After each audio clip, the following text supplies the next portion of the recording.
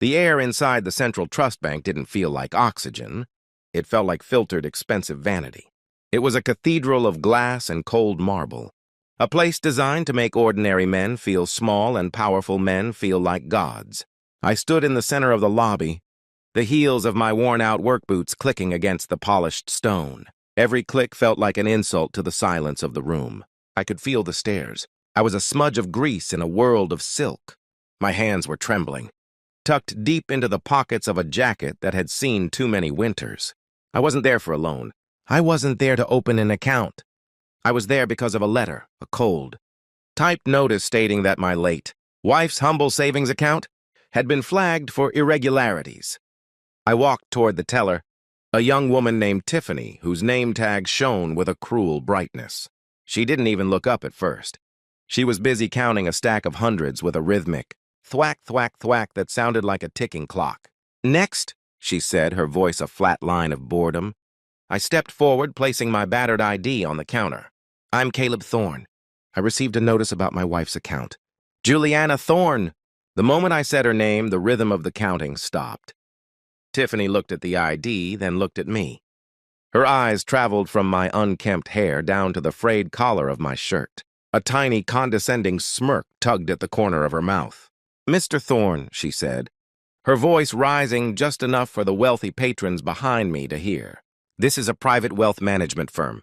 The account you're referring to, well, it's been closed.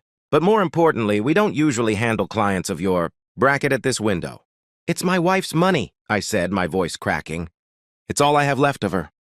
"The notice said there was a balance of—" "The notice was a clerical error," a new voice interrupted.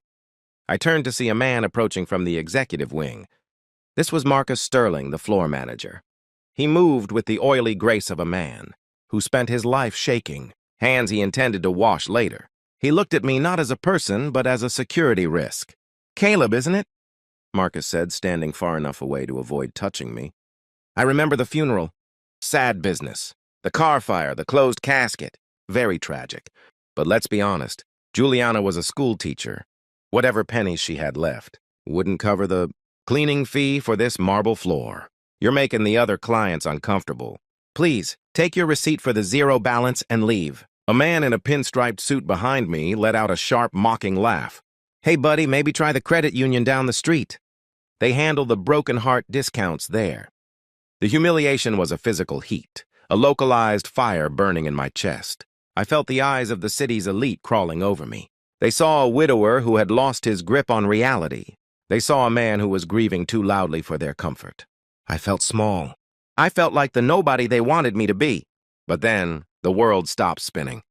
The door to the corner office, the one with the frosted glass and the gold-plated sign that read, "Office of the Owner," swung open.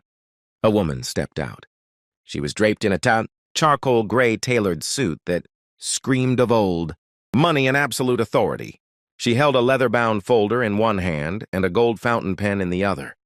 She began speaking to a group of men in dark suits, her voice a smoky, melodic alto that I had heard every morning for 7 years. It was Juliana. My breath hitched in my throat. The room went gray, the edges of my vision blurring until the only thing in focus was her, the way she tilted her head when she listened, the specific way she tucked a stray lock of raven hair behind her ear, the small crescent-shaped scar just below her jawline from a childhood accident. It wasn't a look-alike. It wasn't a trick of the light. "Juliana?" I whispered. The word was quiet, but in the sterile silence of the bank, it sounded like a gunshot. The woman stopped talking. She turned her head slowly. Her eyes, those deep forest green eyes I had kissed every night, met mine. There was no flicker of warmth, no scream of joy, no recognition. She looked at me the way a queen looks at a pebble in her shoe. "Is there a problem, Marcus?" she asked. Her voice was identical to my wife's, but the tone was ice. It was the voice of a woman who had never known a man named Caleb. "Just a delusional vagrant?" "Mrs. Vane," Marcus said quickly, bowing his head slightly. "He's been claiming his deceased wife is the owner of the bank. I'm having him removed immediately." "Cynthia Vane," I gasped, moving toward her. "Juliana, what is this?" "I buried you." "I sat by your grave for 6 months." "I held your hand until it went cold." The security guards moved in. their heavy hands grabbing my shoulders, but I didn't feel them. I only felt the vacuum in my soul. "Sir," the woman said, stepping closer to the glass partition. She looked me up and down with a chilling, detached curiosity. "I don't know who you are, and I certainly don't know, Juliana. But I do know that you are trespassing on private property. If you ever mention that name in my presence again, I will ensure that the little life you have left becomes very, very difficult." She leaned forward, and for a split second, the mask slipped. Just for a heartbeat, her pupils dilated. She slid a small slip of paper. "A transaction. Receipt through the slot in the glass." "Take your receipt," she whispered, her eyes burning into mine with a hidden intensity. "And have a nice life." The guards dragged me backward. My boots skidded on the marble as they hauled me toward the revolving doors. The patrons watched with a mix of pity and disgust. I saw Marcus smirking, adjusting his tie, proud of how he had handled the trash. I was tossed out onto the sidewalk just as the clouds broke. The rain began to pour, a cold, biting American autumn rain that soaked through my jacket in seconds.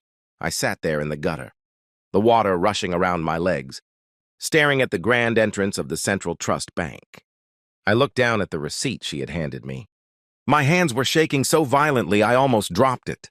I expected it to say balance 0 to 0. Instead, the receipt was blank on the front. I flipped it over.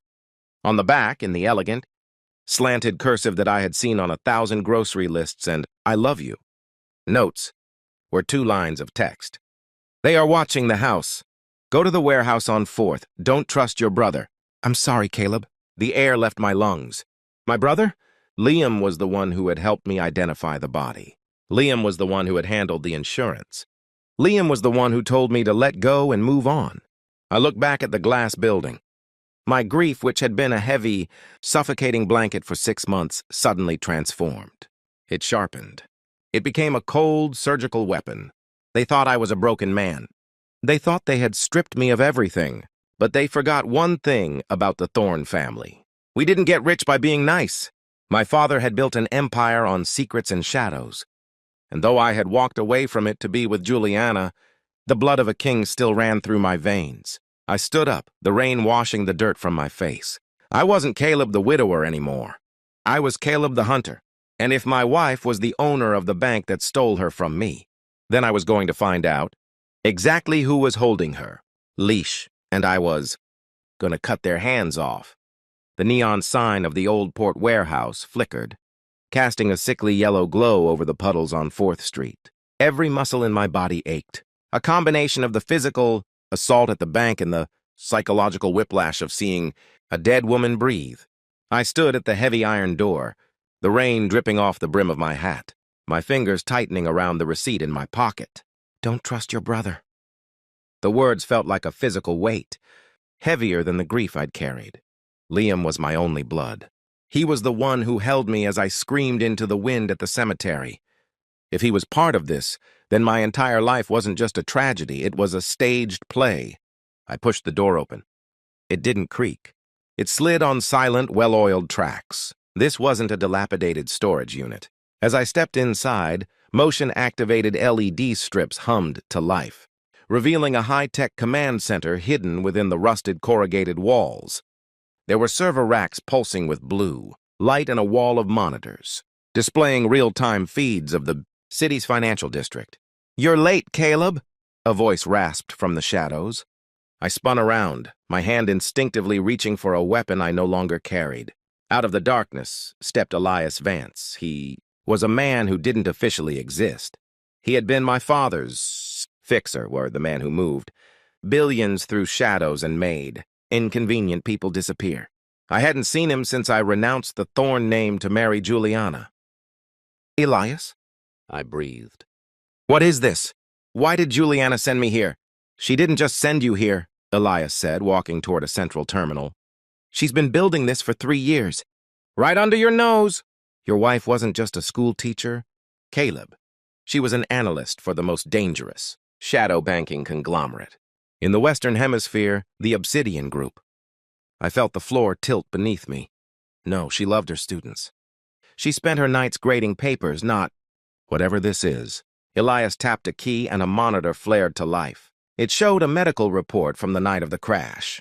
"Look at the dental scan, kid. It's a perfect match for Juliana, right? Except look at the bone density in the jaw. This woman was at least 10 years older. The body you buried wasn't your wife. It was a decoy provided by Obsidian to facilitate her promotion to owner of Central Trust." "Why?" I demanded, my voice rising. "Why the theatrics? Why break my heart?" "Because you're a thorn," Elias said, turning to face me. His eyes were cold, professional. "As long as you were together, you were a target. Your father didn't just die of a heart attack. Caleb. He stole something from Obsidian, a digital key called the Aegis Ledger. It's a master list of every offshore account used by the world's elite. They thought he gave it to you. Juliana cut a deal. She would die. Assume the identity of Cynthia Vane and manage their bank in exchange for your life." I stared at the screen, watching a loop of Juliana, now Cynthia, walking through the bank. She looked powerful. She looked untouchable. But I knew the tilt of her head. She looked like a prisoner in a golden cage. "And Liam?" I asked, the name tasting like poison. "Your brother is Obsidian's lead auditor," Elias said flatly. "He wasn't comforting you at the funeral. He was monitoring you, making sure you didn't show any signs of having the ledger. He's the one who suggested the closed casket. He's the one who made sure you stayed weak and broken so you wouldn't start asking questions." The rage that had been a simmer finally reached a boil. My brother had watched me contemplate suicide for months. He had patted my back while I wept, all while drawing a paycheck from the people who stole my wife. Suddenly, a red alert flashed across the monitors. A proximity sensor had been tripped. "They're here," Elias muttered, reaching under the desk and pulling out a tactical vest. "Liam didn't just follow you. He tracked the signature of that receipt. It has a microbead transponder embedded in the paper." The warehouse doors were suddenly blown off their hinges with a deafening roar. Tactical teams in black gear swarmed the floor, their laser sights cutting through the dust like red needles. And walking through the center of them, looking calm and disappointed, was Liam. He looked at the high-tech setup, then at me. "I really hoped you were just a drunk, Caleb. It would have been so much easier for everyone if you just stayed in that bottle." "You son of a bitch!" I growled, stepping into the light. Liam sighed, checking his watch. "Juliana, or Cynthia, as she's known now, is currently signing over the final permissions for the Aegis Ledger. Once that's done, she's no longer useful, and neither are you. Did you really think you could outrun a global conglomerate with an old man and some dusty monitors?" "I'm not running, Liam," I said. I reached into my pocket, but I didn't pull out a gun. I pulled out a small, tarnished silver coin, my father's old challenge coin from his days in the military. I tapped it against the metal desk in a specific rhythm, ... "What are you doing?" Liam asked, his brow furrowing. "Dad didn't give me the ledger," I said, my voice dropping to a whisper. "He gave me the access code to the ledger. And it's not a number. It's an acoustic frequency. And you just brought the entire Obsidian tactical team into a room that acts as a giant resonator." Elias dove behind a reinforced steel desk.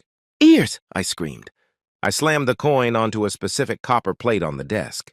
A high-frequency blast, silent to the human ear but devastating to electronic equipment, rippled through the warehouse. The tactical team's comms units exploded in their ears. Their smart sights shattered. The lights went out, plunged into a darkness so absolute it felt like being buried alive. In the chaos, I moved. I didn't need light. I had spent 6 months living in the dark. I navigated the floor by memory, my boots silent on the concrete. I heard the muffled cries of the soldiers and Liam's panicked voice, calling for a retreat. I found Liam near the exit. I didn't shoot him. I grabbed him by the throat and slammed him against the corrugated wall. "Where is she taking the ledger?" I hissed. You're dead anyway," Liam wheezed, clawing at my hands. "The chairman. He's at the penthouse. They're leaving tonight." "Thanks for the tip, brother," I said. I pulled back and delivered a single, crushing blow to his jaw, knocking him unconscious.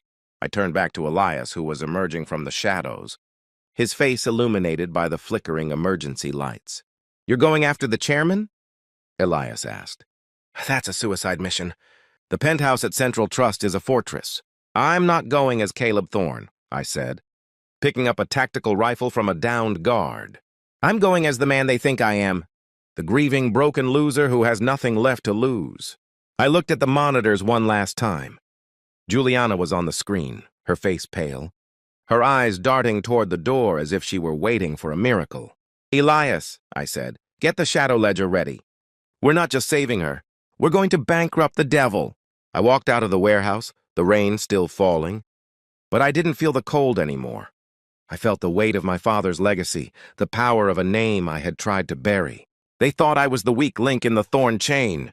They were about to find out that a chain is only as strong as its most broken part. The game was no longer about survival. It was about a total scorched earth reclamation. I had 6 months of tears to pay back, and I intended to collect every drop in blood and interest.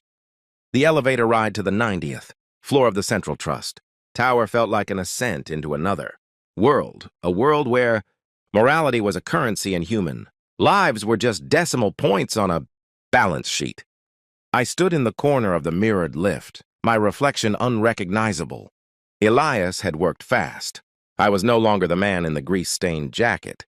I was wearing a bespoke, midnight blue suit, my hair slicked back, a heavy watch on my wrist that hid a sophisticated signal jammer. Underneath the silk of my jacket, the weight of the tactical sidearm felt like a cold, reassuring hand. I watched the floor numbers climb. 85, 86, 87. My heart was a steady drum, fueled by a mixture of adrenaline and a cold, calculating rage. I wasn't just coming for Juliana. I was coming to dismantle the architecture of the lie that had defined my life for the last half-year. The doors chimed and slid open to reveal the chairman's penthouse. It was a sprawling expanse of white marble and floor-to-ceiling glass, overlooking a city that looked like a motherboard of flickering lights below. Standing by the window was the chairman himself, a man named Silas Vane. He was the father of Juliana's new identity, the architect of Obsidian's financial shadow empire. He didn't look like a villain. He looked like a grandfather who spent his weekends on a yacht. That made him even more dangerous. "Caleb Thorne," Silas said, not turning around. "I must admit your persistence is a variable we didn't properly account for. Liam described you as emotionally unstable. But here you are, standing in the heart of the beast." "Where is she, Silas?" I asked, my voice echoing in the vast room. He turned then, a glass of amber liquid in his hand. "She is currently finalizing the transfer of the Aegis ledger.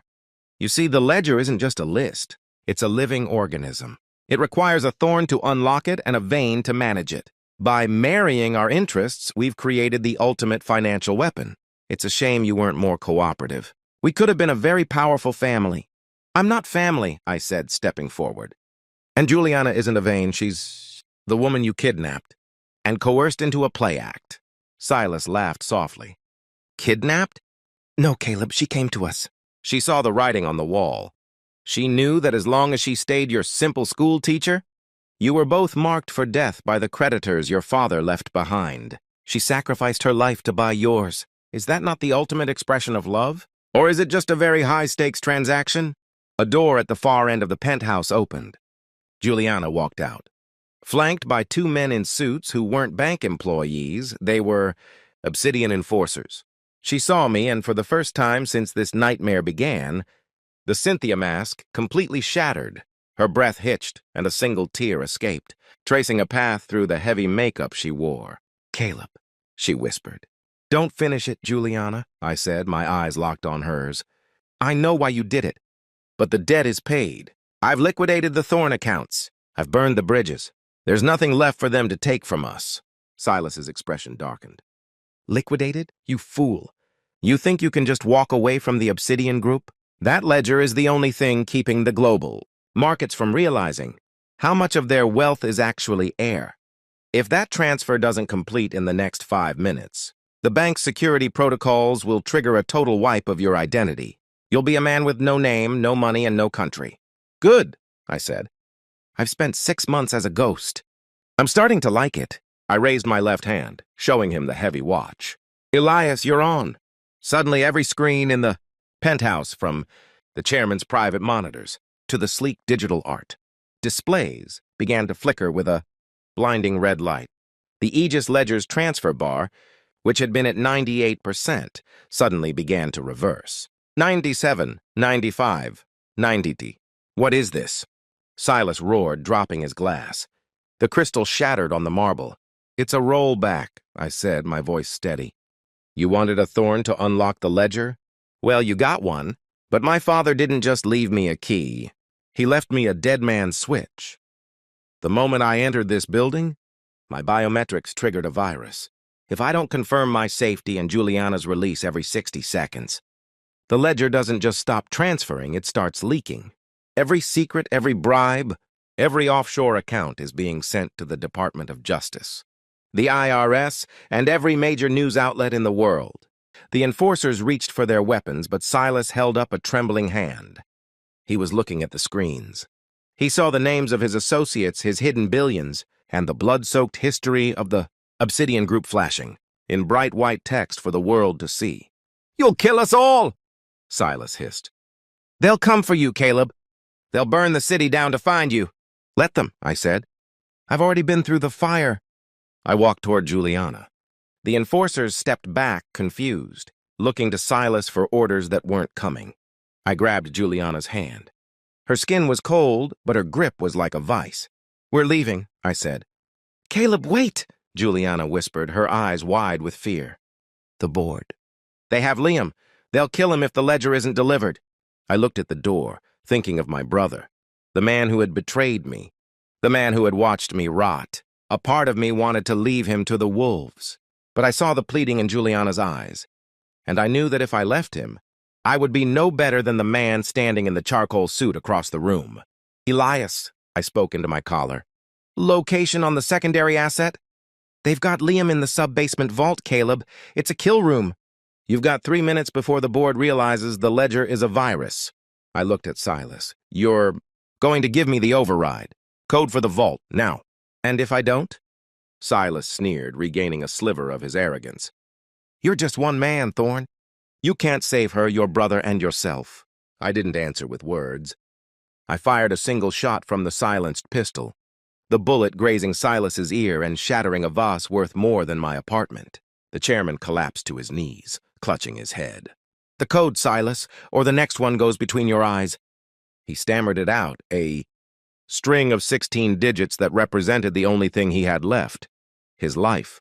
I grabbed Juliana and we ran for the service stairs. Behind us, the penthouse was a cacophony of alarms and shouting. The glass fortress was beginning to crumble. We hit the sub-basement just as the first tactical teams arrived from the street. The vault was a massive stainless steel cube. I punched in the code, the heavy bolts grinding open to reveal Liam, tied to a chair, his face a bruised mess. He looked up, his eyes widening. As he saw me, the brother he had, dismissed as a broken loser, standing there with a smoking gun and the wife he had helped steal. "Caleb?" Liam choked out. "Shut up, Liam," I said, cutting his ties. "We're leaving.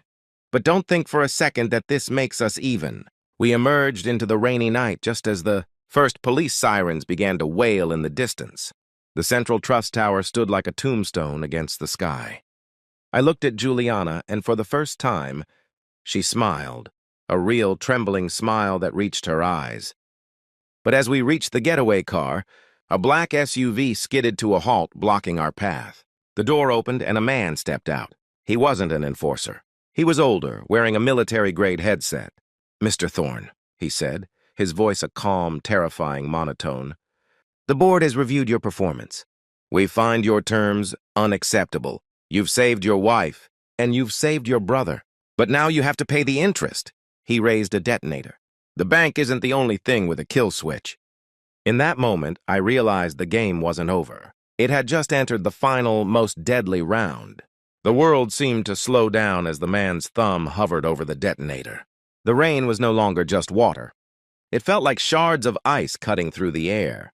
Juliana's hand was a frantic heat against mine, and Liam stood behind us, a shadow of the man who had tried to play God with our lives. The black SUV sat idling, a predator waiting for the final kill. "The board doesn't negotiate with legacies." "Caleb," the man with the detonator said. His name was Vogel, the Obsidian Group's chief of liquidation. "You've caused a 3% dip in global confidence tonight. That's a debt that can only be settled in a closed casket. Only this time it won't be empty." Wait! I shouted, my voice cutting through the roar of the idling engine and the distant sirens. I didn't reach for my gun. I reached for my phone, the screen glowing with a rapid-fire sequence of scrolling data. You think you're holding the trigger, Vogel? Look at your own comms.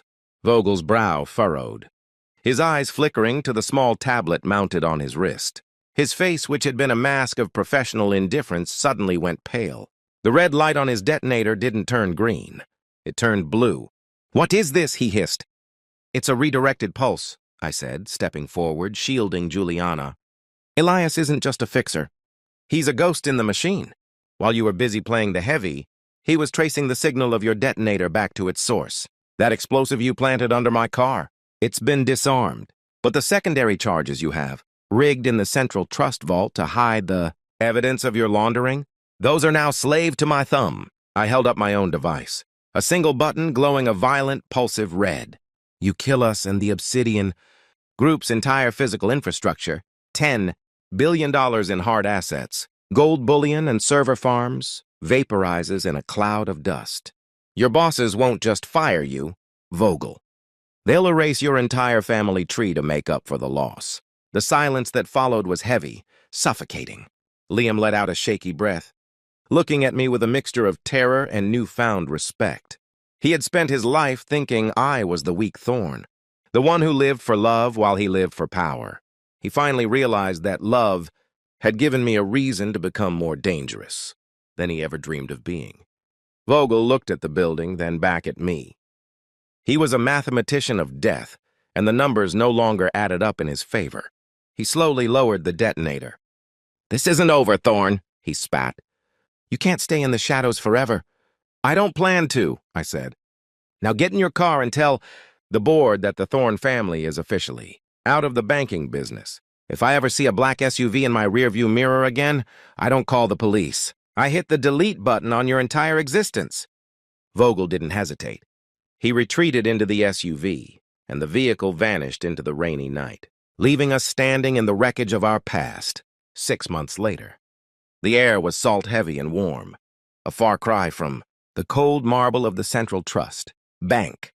I stood on the deck of a modest beach, house tucked away on a private stretch of the Caribbean coast, a place bought with the only clean money I had left, a small inheritance my mother had hidden before the Thorn name became a curse. I watched the sunset paint the horizon in shades of bruised purple and gold. Behind me, I heard the screen door creak open. Thinking about the bank? Juliana asked. She walked toward me wearing a simple white sundress.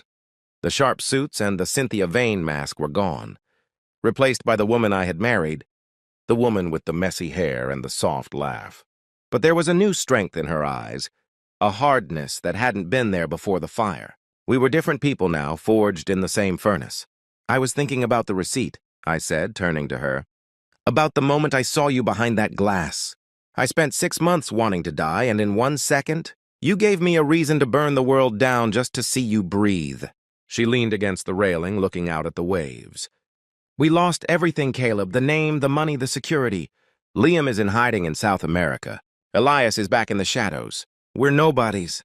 I stepped closer, wrapping my arms around her waist, feeling the steady, rhythmic beat of her heart against my chest. We aren't nobodies, I whispered. We're the only ones who got out alive. The board is still looking for that ledger, but they'll never find it. It's buried in a place they'll never think to look. Where? She asked, a playful glint in her eyes. I tapped my wedding ring against hers. In the only account that actually matters. The one with a balance they can't track. We stood there for a long time, watching the stars begin to poke through the velvet sky. The world thought Caleb Thorn was a grieving widower. The world thought Juliana Thorn was a tragic victim of a car fire. In a way, the world was right. Those people did die that night on the highway. What was left were 2 people who knew the true value of a second chance. I reached into my pocket and pulled out the original bank receipt, now faded and worn. I didn't need it anymore. I let it go, watching the sea breeze catch the paper and carry it out over the water, a tiny white speck fluttering into the darkness. You know, I said as the receipt vanished into the waves, the bank manager was right about one thing. What's that? He said I was a man who didn't belong in a room full of giants. I kissed her, the taste of salt and home finally replacing the taste of ash. I didn't belong there, because I was the one who built the room. They say money talks, but silence has a much longer memory, and I've finally learned how to listen.